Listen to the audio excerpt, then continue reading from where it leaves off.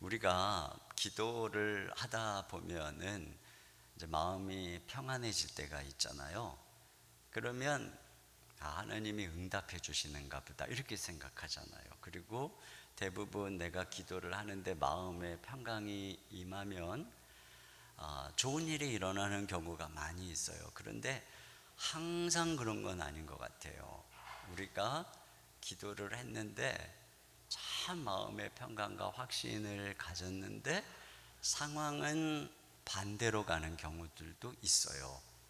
그 작년에 우리 막내가 재수를 했어요. 작년에 그 오빠의 뒤를 이어서 재수를 했어요. 그러니까 제 아내가 얼마나 힘들었겠어요. 그리고 그러니까 기도를 얼마나 제가 열심히 했는지 모릅니다. 그래서 그 아이가 시험 보러 들어간 하루 종일 기도했어요. 이제 재수잖아요. 시험 정말 잘 봐야 되잖아요. 그러니까 우리가 애가 셋이거든요. 그러니까 언니 고3 1년이죠. 오빠 고3 재수 2년이죠. 얘 고3 재수 5년째. 주여 제발 이제 벗어나게 해주시옵소서. 기도를 안 할 수가 없었어요. 근데 1교시부터 정말 은혜가 넘치는 겁니다. 마지막 시간까지 기도하는 시간마다 얼마나 은혜가 부어지는지 어떤 생각이 들었냐면 혹시 얘가 전국 수석하는 게 아닐까. 그리고 막 기대감이 만발해가지고 그 아이를 기다렸어요. 그런데 아이의 눈이 퉁퉁 부어갖고 나오는 거예요. 그리고 하는 첫 마디가 아빠, 그렇게 씩씩하게도 말 못하죠. 삼수해야 될 것 같아요.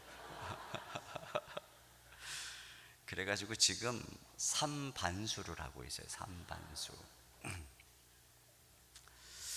이렇게 우리가 기도하고 평안한데 약속을 받았는데 상황이 절망적으로 변해가는 경우가 있습니다.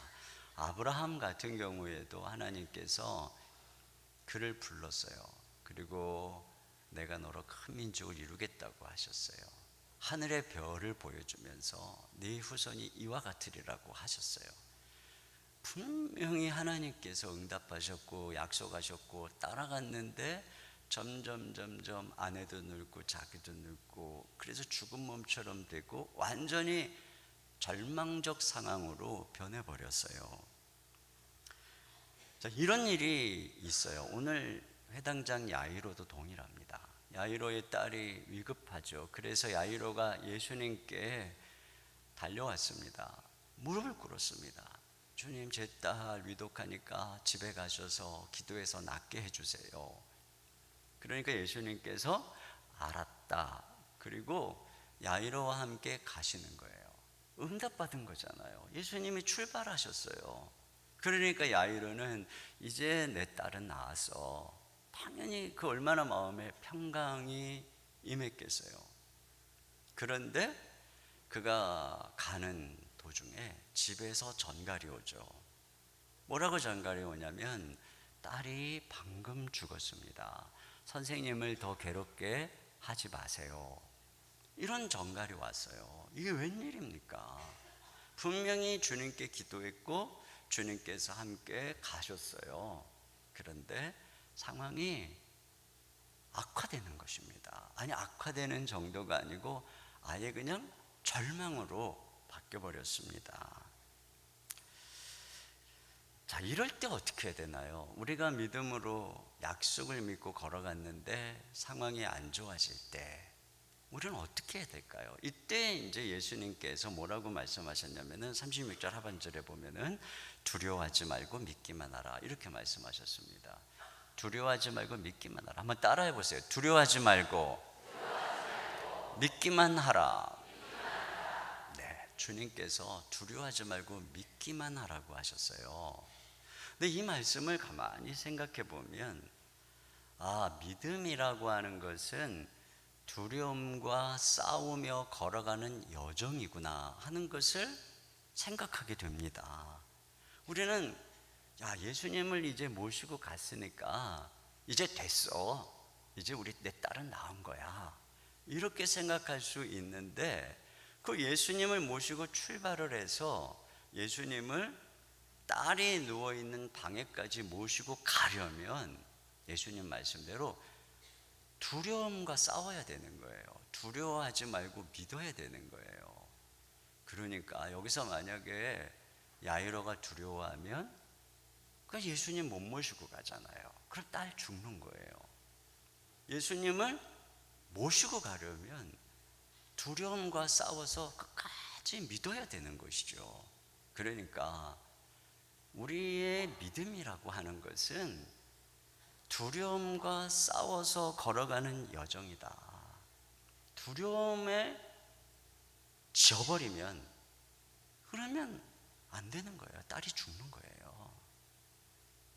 저는 제 딸이 5살 때, 제가 그 당시에 이제 고 오카노 목사님 계실 때 사랑의 교회 부호 목사였어요. 근데 그 당시에 사랑의 교회 수양관을 건축하고 이제 주말교회 사역을 담당하기 위해서 주말마다 이제 수양관을 내려갈 때였습니다. 우리 아이들 셋을 데리고 아내와 함께 이제 금요일이면 내려가서 주말에 오는 성도님들을 위한 모든 프로그램들을 계획하고 이런 일들을 이제 몇 년을 했어요. 어느 날 수양관에서 눈을 떴는데 아침에 우리 딸 아이의 5살 된 큰딸 아이의 눈이 노란 거예요. 눈동자가. 가슴이 덜컹하죠. 얘 왜 갑자기 눈동자가 왜 노랗지? 근심스러운 마음으로 주의를 보내고 월요일날 급히 병원에 갔어요. 그랬더니 가까운 병원에 갔더니 큰 병원을 빨리 가봐야 될 것 같다고. 그래서 큰 병원을 가서 이제 다 검사를 하니까 간 수치가 2000인 거예요. 보통 간 수치가 30 정도, 40 정도가 정상이잖아요. 그리고 하는 말씀이 간이 원래 오른쪽 갈비뼈 밑에 들어가 있는 것인데 이게 부어가지고 배꼽이 있는 데서 딱딱하게 만져지는 겁니다. 의사가 말하기를 급성 간염인 것 같은데 지켜봐야 된다는 거예요. 지켜보면서 나을 수도 있고 아니면은 간이식을 할 수도 있는데 일단 지켜보는 수밖에 없다는 겁니다. 지켜보았죠. 한 주가 지나고 2주가 지나고 3주가 지나고 4주가 지나고 차도가 없는 거예요. 점점점 온몸이 노래지고 배에 복수가 차고 열이 생기고 그 아이를 옆에서 지켜보고 있는데 아빠로서 할 게 아무것도 없는 거예요. 해줄게. 그러니까 그 아이의 모습을 보고 있으면 금방 어떻게 될 것 같아가지고 막 손발이 떨리고 다리에 힘이 풀리고 잠도 못 자고 아무것도 못 하겠는 거예요. 그러니까 이제 아빠가 할 수 있는 일은 한 가지죠. 그것은 기도하는 거였어요. 하나님께 기도하는 것 외에는 제가 할 게 없잖아요. 기도를 해야 되는데 기도를 하려고 딱 무릎을 꿇고 눈을 감잖아요. 기도가 안 나오는 거예요. 왜냐하면 이 딸이 잘못되면 어떡하는 두려움이 제 목을 꽉 눌러서 기도를 할 수가 없는 거예요. 이 아빠가 사랑하는 딸을 위해서 할 수 있는 것은 우리 주님께 가서 기도하는 것인데 그 주님께 매달리는 것인데 두려움이 제 목을 꽉 누르고 있는 거죠. 그래서 저는 그때 깨달았어요. 와, 내가 두려움을 이기기 전에는 기도를 한마디도 할 수 없구나. 그러니까 매 순간마다 먼저 두려움과 싸워야 했어요. 두려움과 싸워서 하나님께 기도해야만 했던 것이죠. 이와 같이 우리의 믿음의 길은 상황은 다 달라요. 여러분 마음속에 두렵게 하는 일들이 한두 가지겠습니까? 그런데 그것에 의해서 내가 잠식이 되면 믿음을 잃어버리는 것이고 믿음을 잃어버리면 지금 야이로의 딸은 죽는 것입니다. 많은 사람들이 이렇게 마라톤 출발할 때처럼 믿음의 길을 우르르 출발하는데 끝까지 그 믿음의 피니시 라인을 통과하는 사람들은 소수인 것입니다. 주변 중간에 전부 추락하는 거예요. 두려움 속에, 의심 속에서 추락을 하는 것입니다. 그러면 우리가 어떻게 하면은 두려움을 이길 수 있을까요? 어떤 유튜브 전도사님이 아이들을 데리고 캠프를 갔어요. 근데 캠프를 가서 이제 어느 이제 산에 그 캠프에서 아주 개울이 흐르고 이제 외나무 다리, 큰 나무로 된 외나무 다리가 있는 그러한 개울을 건너게 되었어요. 근데 이제 전도사님이 생각하기를 이 외나무 다리가 아이들에게는 조금 무서울 수도 있겠다. 그렇다고 못 건널 곳은 아니었어요. 그러니까 생각해, 누가 제일 잘 건널까? 당연히 천방지축 뛰어놀고 말썽 부리는 사내 녀석들이 잘 건너겠지. 그리고서는 이제 아이들에게 전도사님이 이렇게 얘기를 했습니다. 얘들아, 전도사님 따라서 이 개울을 건너가자. 그랬더니 아이들이 네, 그리고 아무 두려움 없이 전부 건너오는 거예요. 그런데 한 아이가 건너지를 못하고 무서워서 저쪽 건너편에 있는 겁니다. 근데 왜 걔가 절대 안 오는 거예요? 무섭다고. 전도사님이 손을 잡아도 안 오는 거예요. 근데 걔가 누구냐? 걔는 부모님에 대한 신뢰가 결여된 아이였어요. 상처가 있는 아이였죠. 근데 평소에 엄청 개구장이 짓하고 뛰어놀고 다른 애들 괴롭히고 말 안 듣고 온갖 그냥 그야말로 사내다운 뭐 그렇게 보이는 아이였던 거죠. 근데 무서워서 못 건너더라는 것입니다. 그러면서 전도사님이 이런 이야기를 했어요. 부모님을 신뢰하면 전도사님을 신뢰하고, 전도사님을 신뢰하면 외나무 다리를 신뢰한다는 것이죠. 그런데 부모님을 신뢰하지 못하니까 전도사님도 신뢰하지 못하고, 외나무 다리도 신뢰하지 못하고, 사회도 신뢰하지 못하고, 아무것도 신뢰하지 못한다는 거예요. 그리고 두려워한다는 것입니다.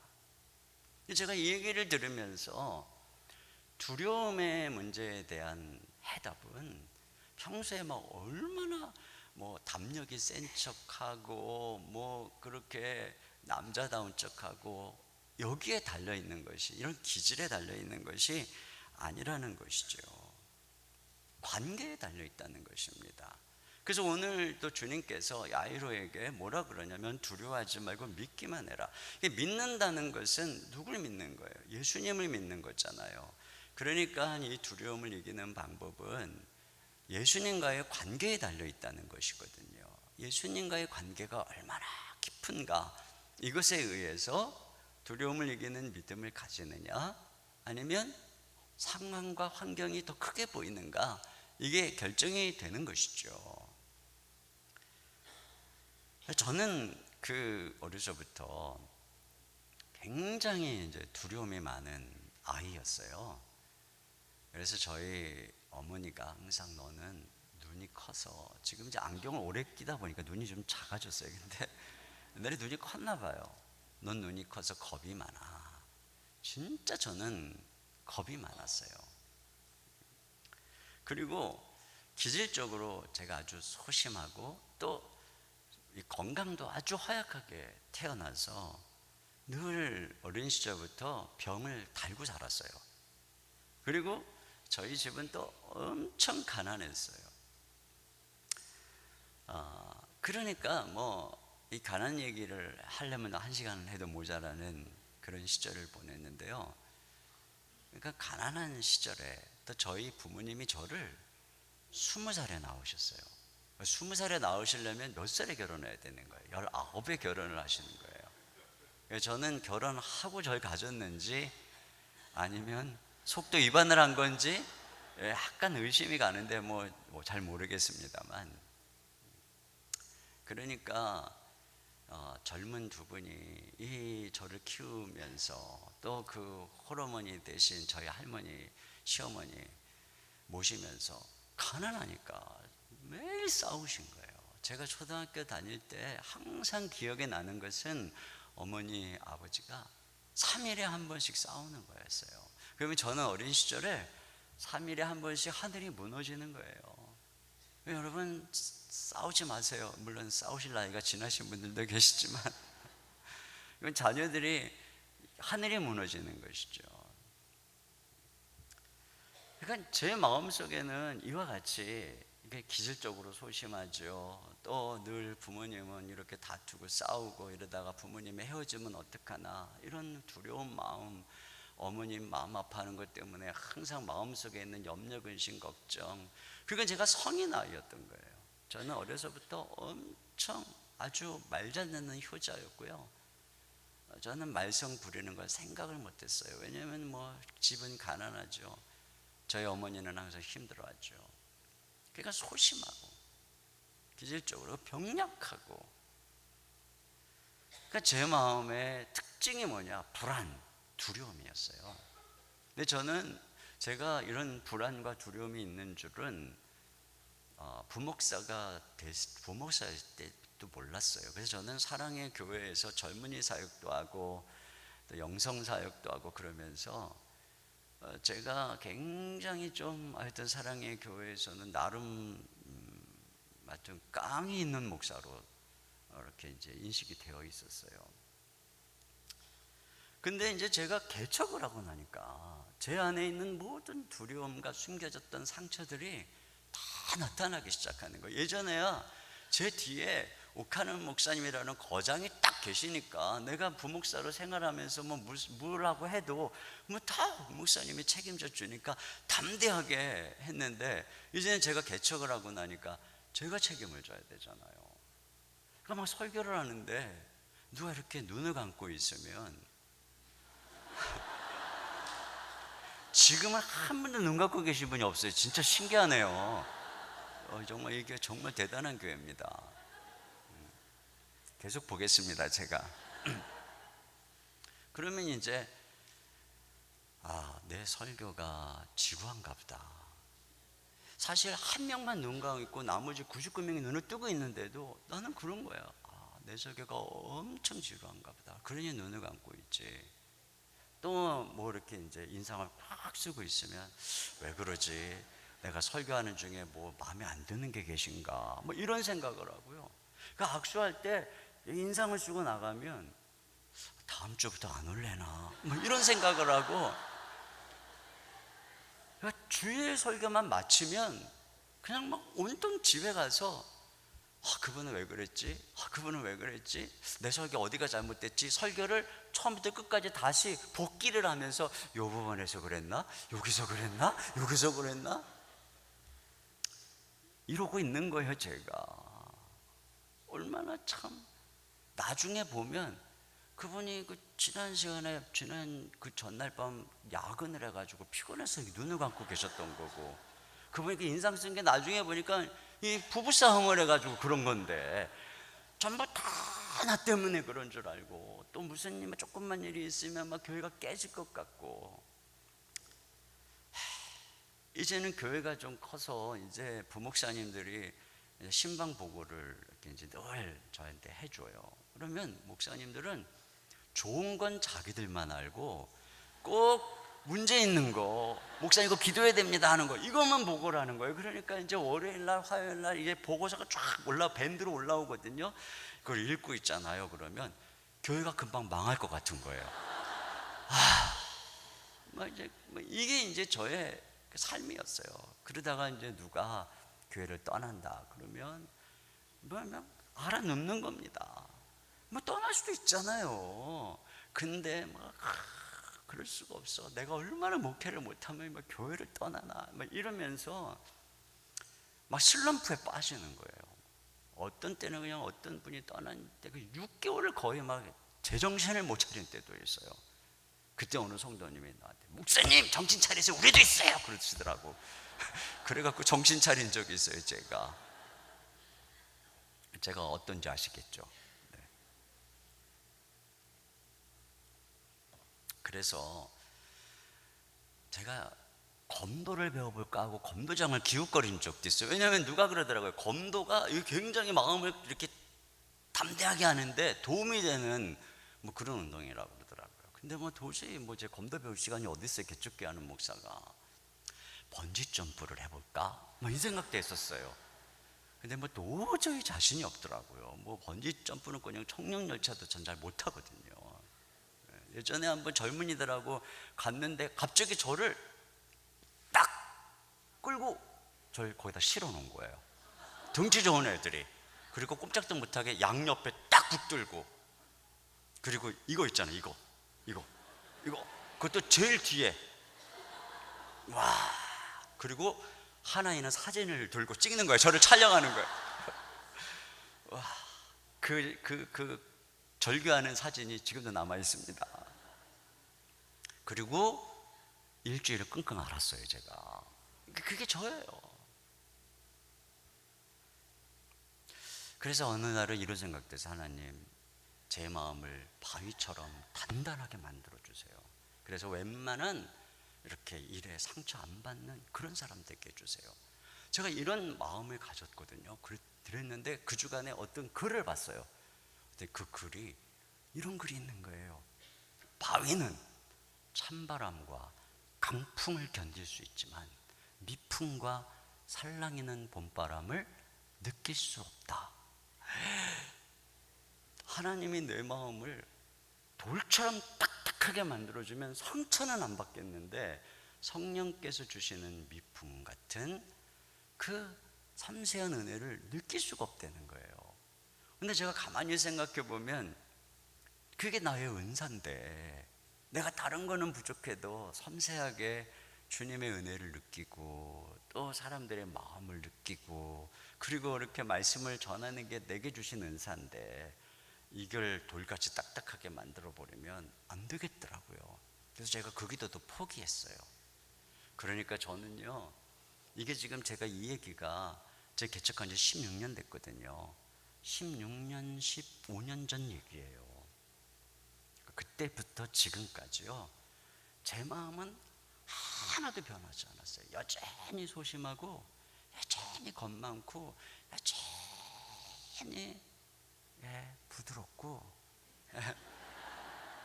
전 지금도 그래요. 지금도. 그러면 제가 지난 16년 동안 두려운 일이 한두 가지였겠습니까? 그럼 어떻게 해서 제가 여기까지 왔나? 딱 한 가지예요. 여러분 집에도요, 겁 많은 애는 어때요? 맨날 엄마 치맛자락 붙들고 이러고 다니잖아요. 제가 그러고 다녔어요. 지난 16년 동안 조금만 어려운 일이 있으면 예수님 손 꼭 붙들고, 주님 무서워요. 조금만 힘들면 엎드려서 주님 살려주세요. 어떤 분들이 저한테 기도를 많이 한다고 그러는데, 사실은 제가 기도를 많이 한다기보다는 겁이 많아가지고 맨날 이렇게 엄마 치맛자락 붙들고 다니는 애 같은, 전 그런 사람이에요. 제가 믿음이 좁아서 기도를 많이 한 게 아니라 겁이 많아가지고 맨날 주님 붙잡고 걸어가는 거죠. 그러다 보니 여기까지 온 거예요. 다윗도 그랬잖아요. 내가 두려워하는 날에는 주를 의지하리이다, 이렇게 말씀하고 있잖아요.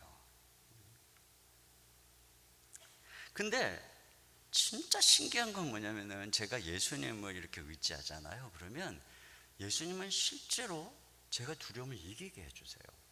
그게 정말 신기하고 놀라운 거예요. 그러면 왜 우리가 예수님을 의지하면 나같이 이렇게 소심한 기질을 가진 사람도 두려움을 능히 이기고 걸어가게 해주실까?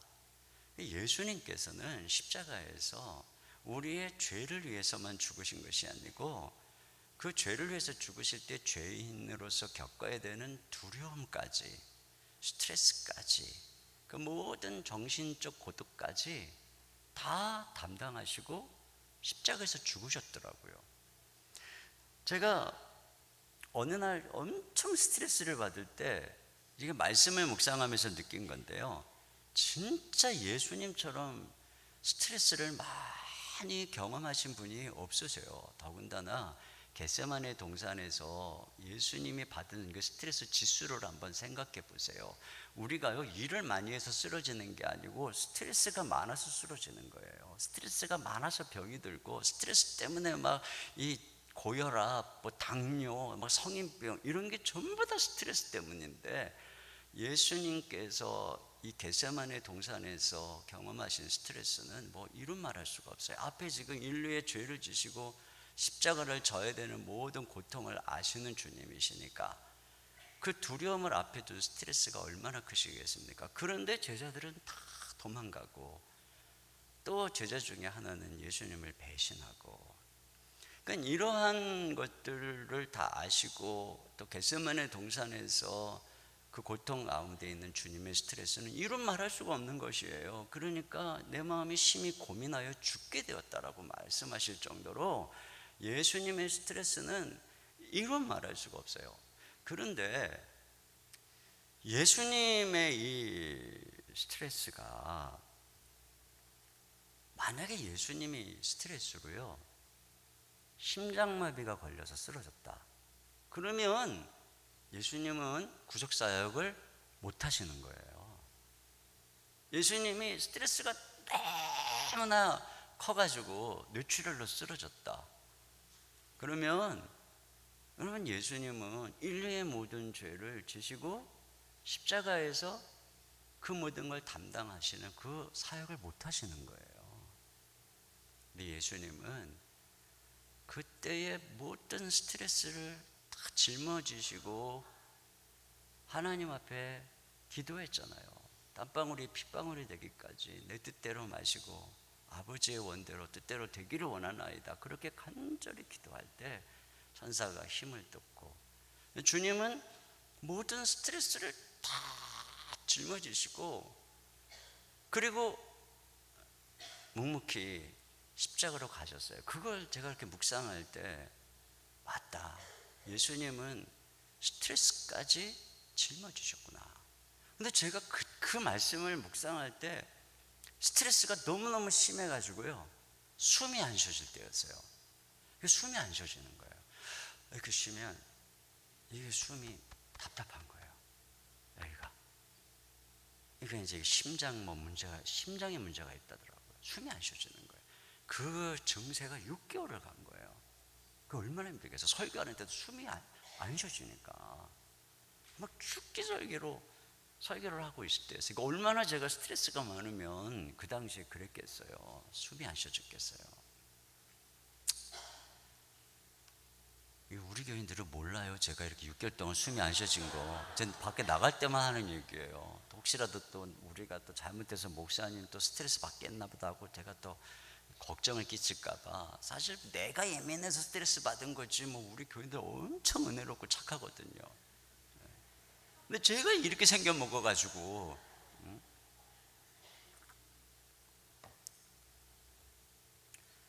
그때 이제 제가 이 말씀을 묵상하면서, 아 그래, 내가 이것 때문에 절대 쓰러지지 않아. 왜냐하면 예수님이 모든 스트레스를 다 담당하시고 십자가를 지셨기 때문에 내가 예수님을 바라보면 나는 절대로 쓰러지지 않아. 나는 이 스트레스를 외면하지 않을 거야. 예수님이 걸어갔던 것처럼 나는 주님 의지하고, 목회가 당연히 스트레스 있는 거죠. 뭐 목회만 스트레스 있습니까? 여러분 뭐 애 키우고 집안 살림하고 남편 직장 가고 이게 전부 다 스트레스입니다. 나 감당할 수 있어. 주님이 나를 위해 그렇게 하셨어. 그리고 제가 그런 기도를 하면서 떠오른 찬양이 그거였어요. 겟세마네 동산에 주를 생각할 때에 근심이나 걱정을 외면할 수 있을까? 길이 참고 묵묵히 주를 따라가리라. 이 찬양을 막 하염없이 부르는데 진짜 눈물이 나더라고요. 그리고 결국은 주님께서 모든 스트레스를 이겨낼 수 있도록 인도해 주셨습니다. 여러분 예수님께서 스트레스만 주신 게 아니에요. 공포와 두려움을 주셨어요. 로마 군인들이 육중한 책으로 예수님을 채찍으로 내리칠 때, 여러분 그 패션 오브 크라이스트 영화 보면 그 얼마나 공포스럽습니까? 그런데 거기서 채찍에 맞으셔야 되는 예수님은 얼마나 공포스럽겠어요. 그 잔인한 로마 군병들의 그 채찍에 맞으실 때 말이죠. 근데 예수님이 그 공포 때문에 시신하거나 그 공포 나 못 이기겠어, 나 못하겠어 그러지 않고 그걸 다 견디셨어요. 예수님이 그렇게 채찍에 맞으시고 십자가를 지고 골고다 언덕으로 올라가실 때 얼마나 두려우셨을까요? 그렇지 않아요? 지금 거기 가서 이제 십자가의 형의 그 가장 잔인한 십자가 형을 받아야 되는데 예수님이 그 두려움을 이겨내시고 끝까지 올라가셨어요. 중간에 난 무서워서 난 못하겠다, 내 마음이 다 지쳐버렸다 이러지 않으셨어요. 그리고 그 십자가에서 막 못을 박을 때 주님에게 다가오는 공포, 이게 얼마나 컸겠어요. 그러니까 막 못을 박고 고통을 줄 때 예수님이 벌떡 일어나서 야, 나 더 이상 못해. 주님 그러지 않으셨어요. 끝까지 그걸 전부 다 견디셨어요. 그리고 십자가에서 죽으신 것이죠. 여러분, 이러한 두려움은 죄가 없으신 예수님이 담당할 이유가 없는 것이죠. 그런데 왜 예수님이 이렇게 엄청난 공포와 두려움을 전부 다 담당하고 그걸 하나도 외면하지 않고 받아셔야만 했겠습니까? 그것이 바로 죄인된 우리가 이 세상을 살아가면서 겪어야 되는 두려움이고 공포고, 그것이 바로 죄로 인해서 하나님의 심판대 앞에서 영원한 지옥불 앞에 떨어질 때 우리가 담당해야 되는 두려움과 공포이기 때문에 예수님이 그걸 아셨습니다. 예수님이 우리 죄인들이 이 땅을 살아가면서 겪는 공포를 아셨습니다. 주님이 우리를 긍휼히 여기셔서 그걸 다 짊어지신 거예요. 그렇기 때문에 진짜 신기하고 놀라운 것은 이렇게 마음에 두려움이 올 때 우리 딸이 그냥 막 금방 잘못될 것 같아가지고 도대체 어떻게 할 바를 몰라서 다리에 힘이 풀리고 손에 힘이 풀리고 등에서 막 식은땀이 나고 어떻게 할 바를 몰라서 막 두려워할 때 제가요 잠을 못 자는 거예요. 밤에. 그렇잖아요. 내가 잠자는 동안에 아이가 잘못되면 어떡하나, 이게 두려움 때문에요. 근데 진짜 신기한 것은 그러니까 제가 할 수 있는 게 기도밖에 없잖아요. 할 수 있는 게 기도밖에 없어서 주님께 간절히 그 두려움 속에서 기도하는 거예요. 그러면 어디선가 신기한 평강이 제 마음속에 물밀듯 몰려오는 거예요. 그 두려움 속에서 기도할 때. 그럼 제가 잠이 드는 거예요. 그럼 다시 일어나서 또 아이를 돌보고 또 사역을 하고 이러는 게 매일매일이었어요. 이야, 정말 하나님은 진짜 놀라우신 분이다. 그뿐인가요? 예수님은 거기서 최고의 고독을 겪으셨습니다. 이 십자가는 하나님께서 예수님을 버리신 거잖아요. 나의 하나님 나의 하나님 어찌 나를 버리시나이까. 엘릴리 라마 사박다니. 버림받은 것입니다. 예수님께서 십자가에서 죽으신 것은 순교가 아니잖아요. 스데반이 죽을 때는 하늘문이 열렸습니다. 예수님이 돌아가실 때는 하늘문이 닫혔잖아요. 스데반이 죽을 때는 얼굴이 천사처럼 환하게 빛났습니다. 예수님이 죽으실 때는 하나님이 등을 돌리고 하늘이 닫히고 은혜도 다 끊어졌기 때문에 예수님 얼굴은 시커매졌습니다. 거기서 예수님은 저주를 받은 것이죠. 예수님 버림받은 것입니다. 처절하게 하나님이 등을 돌리고 제자들이 등을 돌리고 예수님께 은혜를 입었던 수많은 사람들이 비난을 하는 완전한 비난 젖덩어리가 된 것이 예수님의 십자가였습니다. 예수님은 한 번도 하나님과 단절된 적이 없는, 하나님과 손을 놓지 않았던 분이셨습니다. 근데 그 순간에 하나님 아버지는 당신의 아들의 손을 놓았고 버렸습니다. 아들은 처절하게 깊은 어둠 속에, 저주 속에 버림받았고 거기서 아무도 주님을 돌보지 않는 외로움과 고독 속에서 죽어가신 것입니다. 여러분, 왜 주님이 이런 고통을 당하셔야 되나요? 우리 예수님은 하나님의 아들이시고 죄가 없기 때문에 절대로 비난받을 일도 행하신 일이 없고 그런 분입니다. 그런데 우리가 죄인된 우리를 위해서 대신 주님이 버림받고 대신 주님이 고독해지시고 대신 주님이 하나님 아버지의 손으로부터 뿌리침을 당한 것이지요. 그래서 어떤 일이 일어나는 것입니까?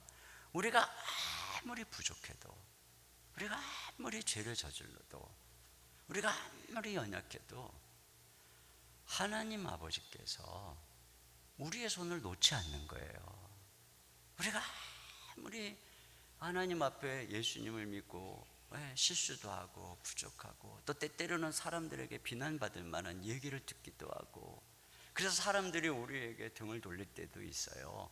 그래도 예수님께서 그런 우리를 위해서 십자가에 죽으셨기 때문에 하나님 아버지의 은혜만은 끊어지지 않는 줄로 믿습니다. 그분은 끝까지 우리의 손을 놓지 않고 끝까지 예수님 안에서 우리를 사랑하시는 줄로 믿습니다. 그래서 주님이 우리를 붙잡아 주시는 거예요. 그래서 지금 야이로가 처음에는 예수님 손을 적극적으로 붙잡았죠. 예수님 빨리 우리 집에 가서 우리 딸 좀 고쳐주세요, 기도해 주세요. 그리고 예수님 손 굳게 붙들고 믿음으로 막 걸어갔어요. 그런데 이 딸이 죽었다는 소식을 들었을 때 야이로의 마음속에 절망과 두려움이 찾아왔어요. 그때 어떻겠어요? 손에 힘이 빠진 거죠.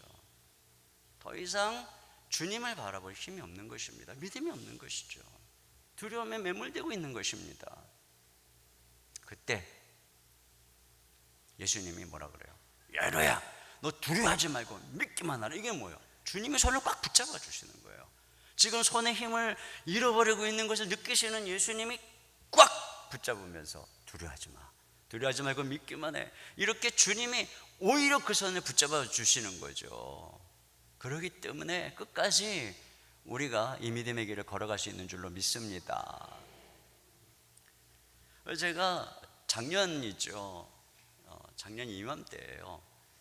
아마 이맘때쯤 된 것 같습니다. 어떤 우리 50대 초반의 어느 순장님이 말기암이 걸려가지고, 저희 교회는 이제 순장이라고 하는데 여러분으로 치면 이제 구역장이겠죠. 굉장히 신실하고 믿음이 좋은 그러한 충성된 여순장님이셨어요. 권사님이셨는데, 근데 이제 암이 걸렸기 때문에 이제 뭐 병원에서도 어렵고 얼마 안 남았다고 해서 이제 제가 여러 번 병원에 갔었지만 이제 집에 계시길래 집으로 신방을 가서요. 근데 제가 그 신방을 갔는데 그 권사님이 저한테 아주 이렇게 이제 억지로 차려입고 나오신 거예요. 제가 온다고 하니까 완전 뭐 뼈만 앙상하게 남은 모습으로, 눈만 반짝반짝 하신 모습으로 소파에 힘겹게 앉으셨어요. 그리고는 웃으시면서 저에게 이렇게 얘기하는 거예요. 목사님, 걱정하지 마세요. 목사님, 저 아무렇지도 않아요. 목사님, 저 진짜 신기해요. 저는 원래 굉장히 겁이 많거든요. 목사님도 저 잘 알잖아요. 저는 옛날부터 혹시라도 내가 애들보다 먼저 가고 남편보다 먼저 가면 어떡하나, 이런 생각이 들 때마다 너무 무서웠어요. 그래서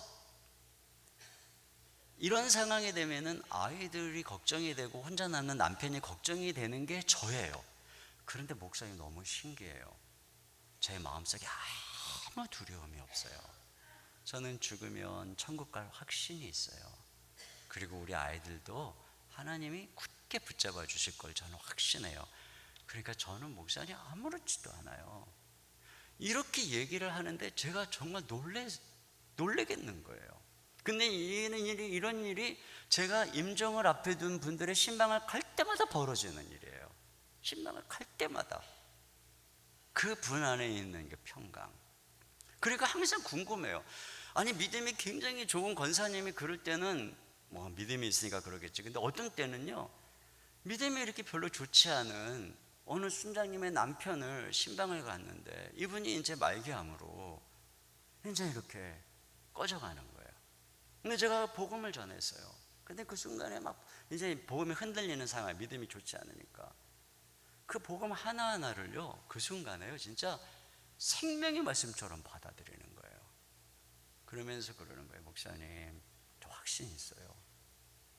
목사님 걱정하지 마세요. 세상에 지금 그러고 나서 얼마 있다 돌아가신 분인데요. 그러면 제가 그때마다 항상 집에 가면서 이런 생각을 해요. 내가 이 상황이 되면 어떨까? 나는 과연 이러한 죽음의 길을 가야 되는, 사망의 음침한 골짜기를 걸어가야 되는 이런 상황이 되면은 나는 어떨까? 내가 목사로서 복음은 전하지만 나는 그 상황이 되면 어떨까? 겁이 나는 거예요. 저는 또 그것만 생각해요. 이런 생각도 해봐요. 내가 설교를 하는데 갑자기 공산당이 쳐들어와가지고 저의 목에다가 총을 여기다 딱 대고, 지금 여러 성도들 앞에서 예수님을 욕하고 부인하지 않으면 총으로 쏴 죽이겠어. 만약에 이제 이러면 나 어쩌나 뭐 이런 생각이 여러 번 해봤거든요. 그러면 이제 속으로 그래 내가 부인할 수는 없고 그냥 눈 딱 감고 그래 그냥 죽어야지, 이제 이런 생각을 하는데, 그러면 괜찮은데 펄펄 끓는 막 가마 앞에서 너 부인하면 여기다 집어넣는다 뭐 이러면 와 이거 어떡하지? 뭐 이런 이제 생각을 해보는 거예요. 그러면 저는 막 주사 하나 맞는 것도 엄청 신경 쓰이고 스트레스 받고, 제가 이 통각이 굉장히 예민해요. 이거 어떡하나 이런 생각을 하거든요. 근데 이제 제가 발견하는 게 뭐냐면, 그 권사님도 그렇고 내가 말한 그 믿음 연약했던 순장 남편도 그렇고 그게 자기의 힘이 아닌 거예요. 자기의 힘으로 지금 가족과 헤어져야 되고 이제는 죽음의 길을 가야 되는데 절대로 자기의 힘으로 두려움을 이기고 있는 게 아니에요. 이미 그런 과정을 지나갈 때 겪어야 했던 두려움이 있죠. 그걸 예수님이 겪으신 거예요. 여러분 감옥에 사형수들요, 사형 집행하려고 그러면 옛날에 그 교도관으로 있었던 그 장로님이 간증하는 걸 들었는데, 맨날 이제 사형 집행하기 전에 막 이렇게 나무 아미타 뭘 막 스님이 있었대요. 그러니까 막 거룩한 척하고. 그런데 사형 집행하는 날에 걷지도 못하고 다 막 똥을 좀 싸고 거의 반실성해가지고 들어가더라는 거예요. 두려워서. 이게 정상인 거예요. 보통 그래서 임종할 때 입관하는 할 때 그 시신 염하는 분들이 그러잖아요. 보면 안 되는 거예요. 예수님을 믿고 죽으신 분들은 한결같이 평안화되는 거예요. 근데 예수님 안 믿고 죽은 사람들은 그냥 혀가 나오고 눈이 막 돌아가고, 이게 보기만 해도 소스라치게 무섭다는 거예요. 보면 알겠대요. 이 사람이 어디 갔는지 알겠다는 거예요.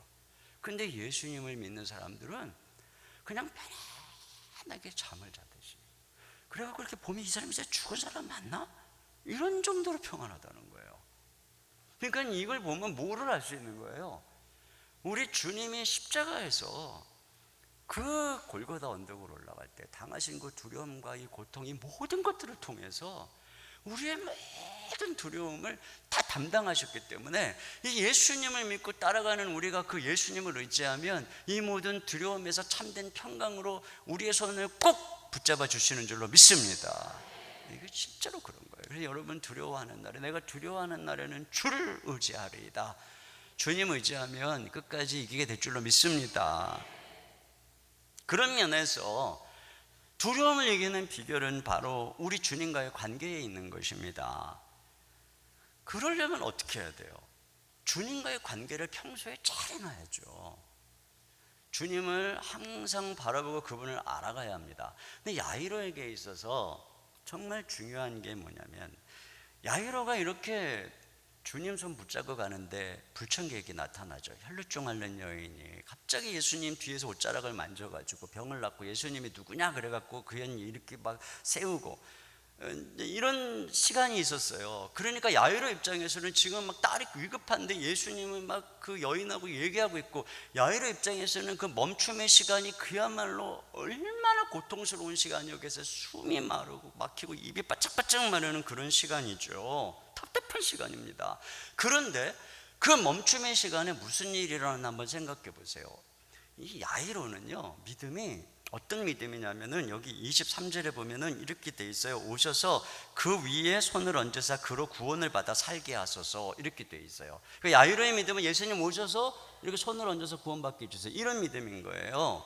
그런데 혈루증 여인의 믿음은 뭐냐면 28절에 이렇게 되어 있어요. 이는 내가 그의 옷에만 손을 대어도 구원을 받으리라 생각함일러라, 이렇게 되어 있습니다. 이 여인은 예수님이 친히 오셔서 이렇게 안수 안 해주셔도 자기가 몰래 뒤로 가서 예수님 입어 옷자만 살짝만 손을 대도 내가 12년 된 혈루증이 나을 거다, 이런 믿음을 가지고 있었던 거예요. 그러니까 누가 믿음이 한 수위죠? 혈루증 앓는 여인이 믿음이 한 수위예요. 여러분, 믿음이 큰 사람을 통해서는요 예수님의 더 크심이 나타나는 거예요. 혈루증 여인이 그렇게 믿으니까 그냥 예수님 걸어가시는 뒤에서 옷 살짝 만졌는데 12년 된 혈루의 근원이 순간 말라버리고 깨끗함을 입었다면 사람들 안에서 와, 예수님이 도대체 누군데 옷자락만 살짝 만져도 병이 낫는가? 예수님 진짜 하나님이신가 보다, 이런 생각을 하게 하는 거예요. 그러니까 여러분, 우리의 믿음만큼 항상 하나님은 나타나는 거예요. 여러분의 믿음만큼. 이것이, 그러니까 혈루증 앓는 여인의 믿음을 통해서 믿음이 더 연약한 야이로 앞에 예수님이 엄청나게 새로운 분으로 지금 발견되고 있는 것이죠. 그 순간에 제가 야이로는 예수님 모시고 가서 이렇게 안수하시면 뭐 그 당시에도 많은 사람들이 안수해서 병을 고치고 하니까 뭐 그런 분이라고 생각을 한 거예요. 그랬는데 지금 이 순간에 어떤 여인이 예수님 뒤로 와서, 그것도 뒤로 와가지고 살짝 만졌는데 그 능력이 그냥 나가가지고 순간 나온 이 놀라운 이 얘기들을, 그 간증을 불러가 들으면서 야이로가 무슨 생각을 했겠어요? 야, 도대체 내가 모시고 가는 예수님이 누구지? 이분이 누군데 이런 엄청난 일이 일어나는 거야 하고 멈춤의 시간에 야이로의 눈이 열려지는 거예요. 야이로의 눈이 막 열려지고 있는데 그때 온 거죠. 집에서 사람들이 이미 와 있는 거예요. 그럼 와서 뭐라 그래요? 딸이 방금 죽었습니다. 이제 선생님 괴롭게 하지 마세요. 그때 예수님이 야이로야, 너 두려워하지 말고 믿기만 해라. 그 야이로가 예수님을 신뢰하고 끝까지 모시고 가는 것입니다. 만약에 멈춤의 시간이 없었다면 야이로가 끝까지 예수님 모시고 갈 수 있었을까요? 이런 생각도 해봤어요. 야이로가 그냥 그 중간에 혈루증 여인 방해받지 않고 갔으면 성공적으로 빨리 아이에게 도착해서 예수님이 고쳐줄 수도 있었지도 모른다. 그럴 수도 있겠죠. 그러나 여러 가지 정황을 제가 사복음서를 다 살펴보았을 때 그러지 않을 확률이 높아요. 이렇게 많은 시간이 걸린 게 아니에요. 이미 그리고 거기서 집에서부터 왔어요. 그러니까 빨리 갔으면 집 문 앞에 도착했을 때 안에서 통곡 소리가 났을 수도 있어요. 그러면 야이로가 어떻게 했겠어요? 예수님, 죄송합니다, 딸이 죽어버렸네요, 안녕히 가세요, 그랬겠죠. 야이로는 그 집 문 앞에서 예수님 모시고 갈 믿음이 없었을 거예요. 그런데 지금 이 야이로가 멈춤의 시간에, 자기는 막 이 멈춤의 시간이 괴롭고 답답하다고 생각한 이 시간에 오히려 혈루증 여인을 통해서 믿음이 자란 거죠. 그랬기 때문에 끝까지 예수님을 모시고 갈 수 있었다. 그러니까 우리가 얼마나 빠르게 가냐, 이게 중요한 게 아니에요. 얼마나 빨리 갔느냐가 중요한 게 아니에요. 중요한 건 뭐죠? 내 믿음의 날개가 자랐는가, 이게 중요한 거예요. 내가 예수님을 얼마나 아는가, 내가 하나님에 대한 믿음이 얼마나 있는가, 이게 중요한 것이에요. 저는 제가 신학교 다닐 때 제가 워낙에 몸이 약하다 보니까 폐결핵을 걸렸는데, 이 폐결핵 걸려서 약 한 1년 먹으면 낫는다고 그랬어요. 그런데 또 이게 먹다 보니까 몸이 약하니까 온갖 합병증이 저에게 온 거예요. 그래가지고 불면증, 막 합병증은 다 왔어요. 폐결핵에, 불면증에, 뭐 장염에, 그냥 뭐 온갖 신경쇠약에, 제가 그렇게 신학교 들어가면서 공부 열심히 해가지고 수석으로 졸업해서 교수도 되고 목사도 되고 뭐 이런 꿈을 가졌었는데, 뭐 신학교 들어가가지고요 1학년 말에 이제 폐결핵에 걸려가지고요 수석은커녕 기어서 졸업을 했어요. 기어서 막 간신히, 주변에 동료들이 우리가 도와줄게 그래갖고 막 약간 도와줘갖고 간신히 졸업을 했어요. 기숙사에 있었거든요. 그 맨날 힘이 없어가지고 한쪽, 저희 캠퍼스가 양지에 있습니다. 저 경기도 양지. 그 양지에 있는 양지 바른 곳에 이렇게 앉아가지고 제 동료 전도사님들이 열심히 막 탁구 치고 막 족구하고 운동할 때 이렇게 앉아 있었어요. 제가 지금도 선명히 생각이 나요. 앉아서 제가 무슨 생각했냐면, 하나님 진짜 너무하십니다. 내 나이 지금 28밖에 안 됐는데 내가 지금 이렇게 폐결핵에 걸리고 밤에는 불면증에 시달리고 몸에 힘이 하나도 없어갖고 나도 엄청 탁구 치고 싶고 족구하고 싶은데 족구도 못하고 이렇게 앉아있고, 내 인생이 이게 뭡니까 주님? 그 후유증이 제 나이 40까지 계속 갔어요. 28살에 그 후유증이요, 물론 어느 정도 회복이 된 과정이었지만 제 나이 40까지 계속 저를 괴롭혔어요. 그때 저는요 엄청 하나님 앞에서 친구들이 부러웠어요. 제만 앞에서 달려가는 친구들, 그리고 나는 뒤처지고 있다, 이런 생각을 항상 했죠. 불면증으로 3년 동안 시달렸어요. 밤마다 잠을 못 자고 홀로 고독과 싸우면서 주님만 바라보는 그런 시기들을 보냈죠.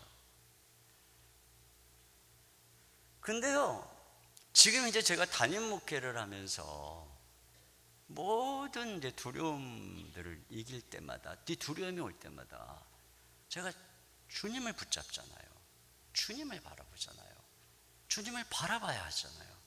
그 믿음의 날개가 언제 자랐냐? 그때 자란 거예요. 그때 모든 친구들을 부러워하고 혼자서 몸은 꺼져가고 살기 위해서 예수님만 붙잡고 밤에 잠을 못 자면서 그 고독한 시간에 그냥 주님만 붙들고 살려고 믿음의 발버둥을 치면서 주님만 응시했던 시간들, 그때 제 안에 그 고통이 없었으면은 잘할 수 없었던 믿음의 날개가 제 안에 자랐고, 믿음의 근육이 생겼고, 믿음의 DNA가 내 안에서 강하게 자리 잡기 시작한 것입니다. 그래서 저는 제가 목회를 하면서 두려움이 있을 때마다 주님을 바라보는 힘이 생긴 것이고, 그 믿음의 날개로 인해서 그 주님 손 붙잡고 끝까지 걸어갈 수가 있었던 것이에요. 여러분, 우리의 인생에 중요한 게 얼마나 빨리 가냐가 아닙니다. 지금 어떤 고난 때문에 멈추고 있고 너무 답답하고 남들은 막 달려가는 것 같고 이렇게 보인다 할지라도 여러분 걱정하지 마세요. 빨리 가는 게 꼭 빨리 가는 게 아니에요. 늦는 게 꼭 늦는 게 아니에요. 중요한 것은 그 멈춤의 시간에 예수님을 바라보시기 바랍니다. 예수님만 끝까지 바라보면 반드시 그 믿음의 날개로 놀라운 기적 같은, 남들이 달려가고 걸어갈 때 날아가는 그런 은혜를 허락해 주실 줄로 믿습니다. 그래서 결국 야이로가 끝까지 모시고 가죠. 끝까지 모시고 갑니다. 그래서 결국은 나아요. 결론이 뭐냐? 어떤 우여곡절이 있어도요 끝까지 믿어야 된다는 거예요. 아브라함이 중간에 어떻건 저떻건 간에 로마서의 아브라함에 대한 결론이 뭐냐? 그가 바랄 수 없는 중에 바라고 믿음이 약해지지 않고 결국 뭐냐? 끝까지 믿었다는 거예요. 그랬더니 이삭을 얻었다는 것이죠. 중요한 것은 끝까지 믿는 것입니다. 끝까지 믿어야 돼요. 이게 중요해요. 한때 잘 믿었다, 이게 중요한 게 아니에요. 한때 잘 믿은 사람이 한둘입니까? 네? 믿음은 끝까지 믿는 거예요. 제가 쓴 책 중에 믿음에서 믿음으로라고 하는 책이 있어요. 근데 뭐냐? 믿음에서 by faith from first to last예요. 처음부터 끝까지 믿음으로. 우리가 신앙생활 한다는 것은 예수님을 처음에만 믿는 게 아니고 끝까지 믿는 거예요. 끝까지. 예수님 처음엔 다 잘 믿어요. 예수님 없이는 못 살아요. 예수님만 사랑해요. 근데 10년 지나고 20년 지나고 30년 지나면 나 예수님 없이도 잘해요. 그리고 예수님 없이 못 살아야 하는 어떤 성도 보면 아이고 나도 옛날에는 다 그랬어. 너 혼자 믿는 것처럼 그러지 마. 뭐 그 얘기를 이렇게 들으면 무슨 생각이 드냐면, 그러면 시간이 지나서 신앙이 성숙하다는 건 이제 예수님 의지에도 안 되는, 예수님에게서 졸업하는 건가? 뭐 이런 생각을 하게 만들어요. 진짜 그런 거예요? 아니에요. 예수님에게서 졸업하면 어떻게 될까요? 바리새인처럼 되는 거예요. 여러분, 이거 진짜 조심해야 됩니다. 10년, 20년 예수님 잘 믿었는데 30년, 40년, 50년, 60년 돼가면서 더 이상 옛날처럼 예수님 생각해도 눈물이 안 나고 십자가 얘기해도 그냥 다 아는 건데, 그렇고 내 안에 복음에 살아있지 않고 예수님을 의지하기보다는 신앙생활에 익숙해지고 전통을 의지하고 내 인격을 의지하고 과거 했던 습관들을 의지하고, 그래서 예수님하고 관계가 없다. 그러면 어떻게 될지 나도 몰라요. 그렇게 하면 어떻게 될지 나도 몰라요. 정말이에요. 천국은 예수님과 함께 사는 곳이거든요. 예수님의 생명을 항상 누리는 곳이죠. 여기서는 죄로 인해 끊어져 있는 곳이에요.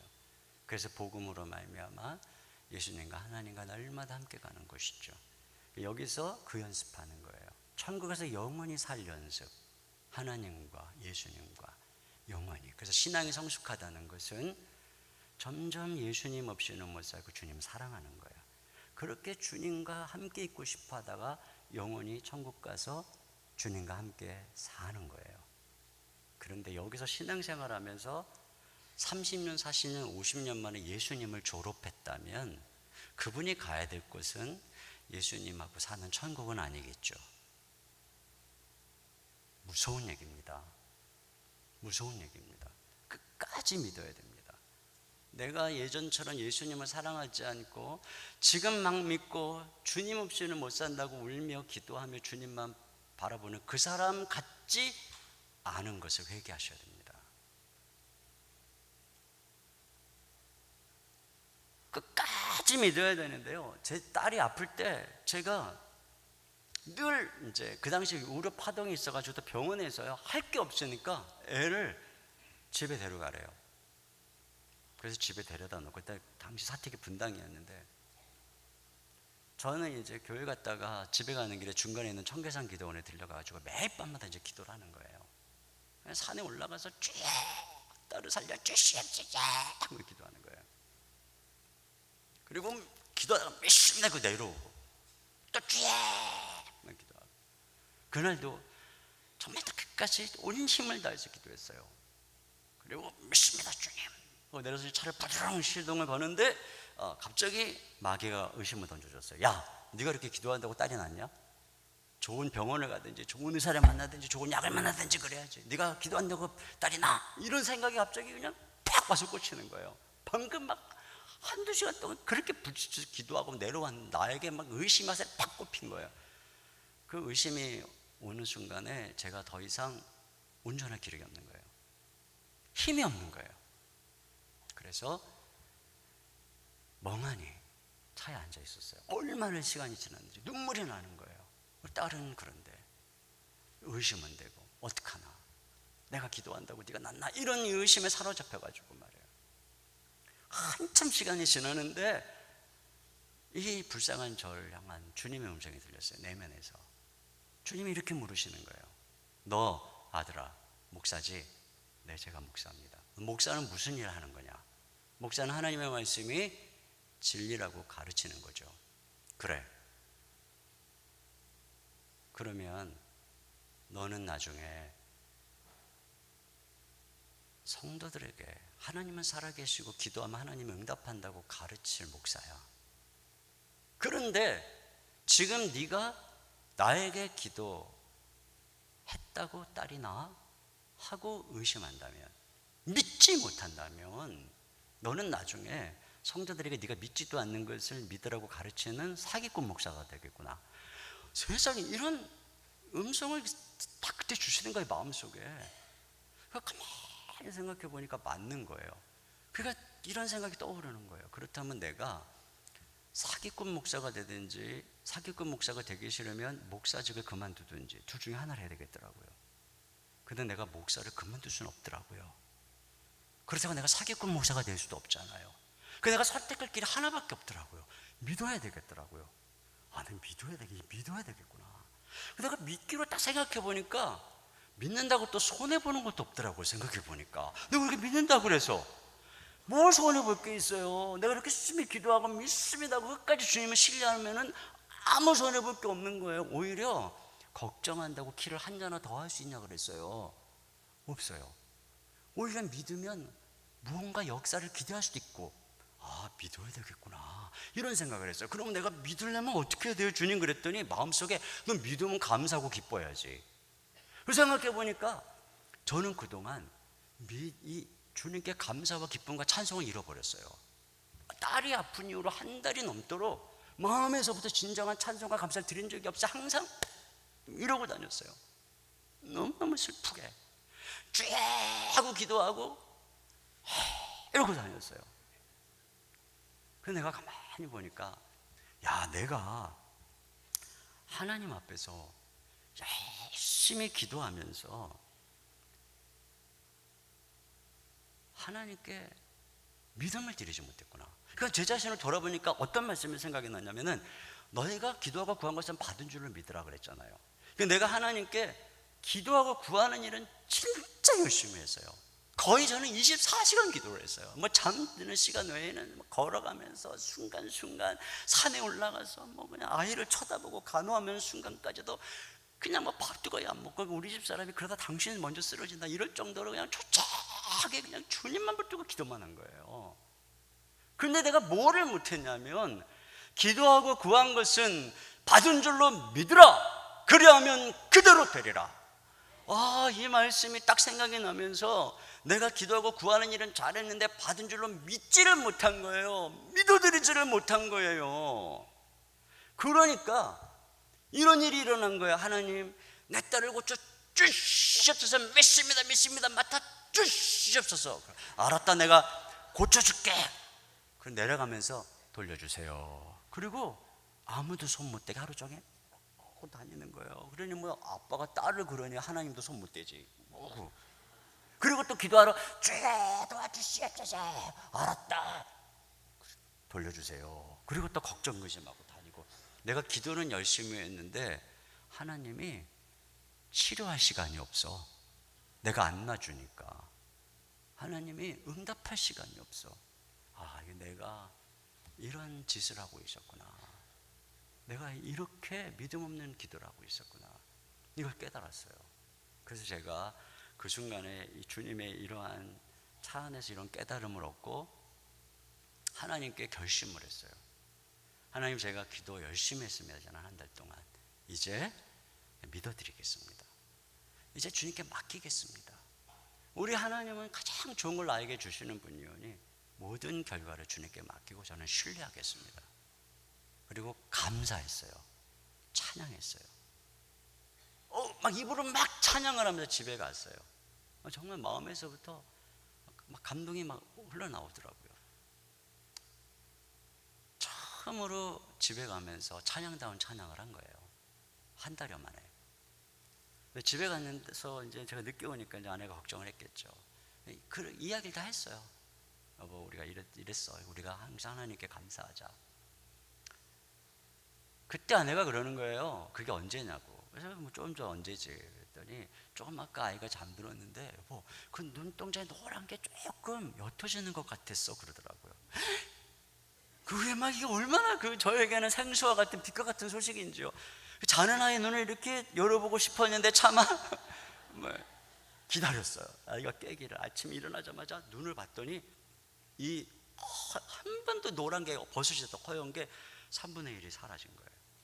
일주일 지났는데 3분의 2가 사라지고, 병원에 가서 검사를 했는데 간 수치가 2000이었던 게 900으로 떨어지고, 그 다음에 갔더니 200으로 떨어지고, 그 다음에 갔더니 정상.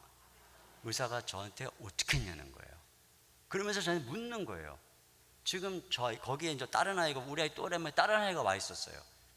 저쪽에서 이제 진료를 받고 있는데 쟤는 똑같은 증상으로 와서 간이식을 해가지고 지금 면역치료를 하고 있다는 거예요. 이런 일은 정말 기적이라고 저한테 그러는 거예요. 근데 제가 정말 그때 너무너무 많은 걸 깨달았어요. 우리가 하나님께 기도하는 것. 그래서 폴 트루니에가 신앙은 이 공중 그네 고개와 같다고 그랬어요. 이쪽에 있는 그네를 잡고 힘차게 저쪽으로 가서 이걸 놔야 돼요. 놔야 저쪽에 있는 그네를 내가 잡고 건너편으로 가는 거예요. 놔야 돼요. 우리가 이쪽에서 쭉 놔야 돼요. 안 놓으면 어떻게 돼요? 다시 빽 쭉 놔야 돼요. 안 놓으면 기도하고 또 나가시면서 또 근심하고 불평하고 의심하면 빽 놔야 돼요. 믿습니다. 하나님을 신뢰합니다. 주님이 가장 좋은 것을 주실 줄로 믿습니다. 기도하고 구한 것은 받은 줄로 믿으라. 그러면 저쪽에 있는 응답의 그네가 내 손아귀에 잡히는 것입니다. 그리고 나를 응답의 저쪽 편으로 인도해 주시는 줄 믿습니다. 기도하고 구한 것은 따라서 하세요. 기도하고 구한 것은 받은 줄로 믿으라. 그리하면 그대로 되리라. 네. 한 가지만 간단하게 말씀을 드리면, 저는 이 혈루증 앓는 여인이 12년 알았잖아요. 근데 야이로에 따라 12살이에요. 12, 왜 숫자가 비슷할까 하고 묵상을 하다가 언뜻 이런 깨달았어요. 만약에 야이로가 이 12살 난 딸을 키우면서 얼마나 행복했어요. 그런데 그 딸이 아프지 않았다면 12년 동안 혈루증을 앓았던 여인의 고통을 이해할 수 있었을까? 해당장은 당시로 치면 우리 같은 목사예요. 이해할 수 있었을까? 내가 우리 딸이 아니었다면 사람들의 고통을 이해할 수 있었을까? 이런 생각을 저에게 주시더라고요.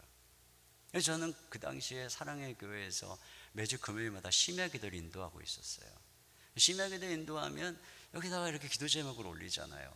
근데 뭐 워낙에 성도들이 많으니까 환자가 막 많아요. 그러면 제가 그냥 어떤 분은 암 초기면 이분은 빼세요. 암 초기입니다. 왜냐면 이제 거기 올라가려면 최소 암 3기는 돼야 올라갈 수 있어요. 아주 위급하지 않으면. 그랬는데 이제 우리 딸이 아프니까 제가 여기 앉아있고 이제 내가 너무 힘들어갖고 여기 앞에 앉아있고 이제 다른 목사님이 인도를 하는데 우리 딸 이름이 제일 첫 번째 딱 올라가 있는 거예요. 내가 그걸 딱 보는 순간에 지난 시간 동안 내가 했던 행동들이 다 생각이 나는 거예요. 여기 기도 제목 올린 사람들의 심정이 이런 거였구나. 나는 그분들의 마음을 얼마나 알았을까. 남편이 아파서, 아이가 아파서, 아내가 아프고 부모님이 아파서 지푸라기 하나라도 붙들고자 하는 마음으로 기도 제목을 올렸는데 나는 이분들의 마음을 얼마나 알면서 기도를 했을까. 막 거기 앉아서 회개하는 거예요. 또 아이를 진료하는 병원에 잠깐 이제 이렇게 바깥에서 대기실에 앉아 있는데 얼마나 내가 마음에 두려움이 많아요. 그리고 가만히 앉아 있다 보니까 저쪽에 멍하니 앉아 있는 한 분의 뒷모습이 보이는데 그 마음이 느껴지는 거예요. 저쪽에 아이를 휠체어에 태우고서 이렇게 멍하니 걸어가는 거 어머니의 표정이 읽혀지는 거예요. 저 마음이 이런 거였구나. 내가 이 병원을 얼마나 많이 신방으로 왔는데 열심히 드나들기는 했지만 내가 이분들의 마음을 얼마나 알았을까. 거기 앉아서 회개하는 거예요. 주님 죄송합니다. 제가 진짜 사람들의 마음을 너무나 몰랐습니다. 또 아이가 병원에 입원해 있는 동안에 또 어느 날은 이 5살짜리니까 아빠랑 있기 싫다는 거예요. 엄마랑 있고 싶다는 거예요. 그러는데 또 아이가 그때 막 돌대고 돌도 아직 안 된 막내와 이제 3살 된 아들이 있었다고요. 걔네들은 어떡하라고요. 그러니까 아내가 날 데려가래요. 애들 둘을 데리고 가는데 뒤에서 카시트에서 데리고 가는데 막내가 돌도 안 된 애가 이상하잖아요. 분위기가. 그러니까 우는 거예요. 그리고 옆에 있던 아들도 나도 우는 거예요. 아이를 간신히 안고 운전을 하고 집에 들어갔어요. 한 누이려고 그러는데 또 깨네요. 엄마가 없으니까 밤에 또 우는 거예요. 이 아이를 어떡하나. 엄마가 어쩌지 안절부절하다가 아내가 입던 그 젖먹이던 옷을 찾았어요. 그래서 입었어요 내가. 그리고 아이를 안았어요. 그랬더니 아이가 엄마 저 냄새를 맡고 왜 안심이 됐는지 잠이 들더라고요. 간신히 아이를 누이고 또 아들도 시켜서 누이고 이렇게 정리하고 멍하니 앉아 있는데, 한편에서는 우리 딸이 돌아올 수 있을까? 다시 평안한 가정이 될 수 있을까? 내가 항상 돌아올 때 하고 달려오던 아이들, 여보 이제 와요 하던 이 아내, 이 행복한 가정이 다시 회복될 수 있을까? 하나님. 그러면서 불현듯 이 생각이 드는 거예요. 그런데 우리 집사람 너무 힘들었겠다. 내가 차 가지고 가면, 그때 뭐 차 한 대 가지고 아침에 새벽에 교회 가버리면 아내는 버스 2번 타고 교회 와야 되는데 새 때리고 어떻게 다녔지? 장은 어떻게 봤지? 그 당시에 시어머니는 우리 아버님이 중풍으로 쓰러지셔서 얼마 안 될 때였어요. 그러니까 꼼짝도 못할 때였어요. 친정어머니는 여수에 계셨어요. 근데 여수에 계신 친정어머니는 이 결혼을 반대했어요. 왜 그 비실비실한 목사랑 왜 결혼하냐? 그래서 제 아내는 절대로 자기 어려운 얘기를 친정어머니에게 얘기하지 않았어요. 제가 나중에 기도의 전성기를 경험하라는 책에서 기도 속에 이런 간증들을 다 책으로 써서 이제 드렸거든요. 우리 장모님이 그 책을 보면서 3박 4일 우셨대요. 우리 딸이 이렇게 힘든데 애미가 돼가지고 이것도 몰랐다고 펑펑 우셨어요. 우리가 불효한 거죠. 그러니까 아내가 혼자서 그걸 다 견딘 거예요. 그 가끔 저한테 그랬거든요. 여보, 내 마음으로는 당신 이해가 되는데, 내 생각으로는 이해가 되는데 마음으로 이해가 안 돼. 그러면 제가 이렇게 안아주면 내 품에서 울고 막 그랬어요. 근데 이런 것들이 다 느껴지면서 제가 막 기도하는 거, 회개하는 거, 하나님 정말 아이 살려주시면 제가 아내한테 진짜 잘할게요. 제가 아내 너무너무 제가 사랑하고 잘할게요. 제럴드 시차라고 하는 목사님이 계세요. 이분이 하나님 앞에서 울다라고 하는 책에서 자기 얘기를 하죠. 어느 날 어머니하고 아내하고 딸하고 아들 둘하고 자기하고 인디언 마을에 견학 갔다가 돌아오다가 저쪽에서 반대편에서 술 취한 차가 중앙선 넘어가고 정면 충돌했고, 그 자리에서 어머니하고 딸하고 아내가 3대가 그 자리에서 세상을 떠났어요. 목사님 마음이 얼마나 괴롭겠어요. 날마다 악몽을 꾸는 거예요. 그러나 돌이킬 수 없는 현실. 그런데 이 목사님에게 그 아픔의 시절 동안 사람들이 찾아오는 거예요. 목사님 힘드시죠? 저도 아내를 잃었어요. 목사님 힘드시죠? 저도 딸을 잃었었답니다. 목사님 힘드시죠? 저도 어머님이 돌아가셨어요. 근데 신기하게도 그 얘기를 들으면 그렇게 아픈 게 조금 싸매진다는 거예요. 그러면서 견뎠대요. 그리고 1년 2년 지나니까 사람들이 또 찾아오더래요. 목사님 저 어떻게 해요? 아내가 세상을 떠났어요. 저 어떻게 살아요? 목사님 저 어떻게 해요? 딸이 세상을 떠나서 저 어떻게 살아요? 그들을 위로해 줬대요. 그런데 그 목사님이 이런 얘기를 했어요. 자기가 아프고 보니까 세상이 달리 보였다는 거예요. 그전에는 몰랐다는 거예요. 세상에 이렇게 아픈 사람이 많은지. 여러분, 그 헬리나 웬이 상처 입은 취재라는 책에서 그런 얘기를 했어요. 우리의 메시아는 붕대를 감는 메시아다. 왜 붕대를 감아요? 그분이 먼저 상처를 입었으니까. 아프니까 보이는 거예요. 내가 아프니까. 그러니까 치료할 수 있는 거예요. 우리가 지금 당하는 고난이, 내 삶의 아픔이 이와 같이 다른 사람의 아픔을 치유하는 치유의 원동력이 되는 줄로 믿습니다. 내 인생 속에 힘들고 어려운 일이 있다 할지라도 끝까지 주님 바라보십시오. 그러면 믿음의 날개가 돋게 되고, 그때 얻게 된 믿음으로, 그리고 그때 하나님이 열어주신 이 세상에 대한 눈으로 저는 목회를 하죠. 여러분은 하나님의 사역을 감당하게 되는 것이니까 어느 것 하나 하나님 앞에 버릴 게 없어요.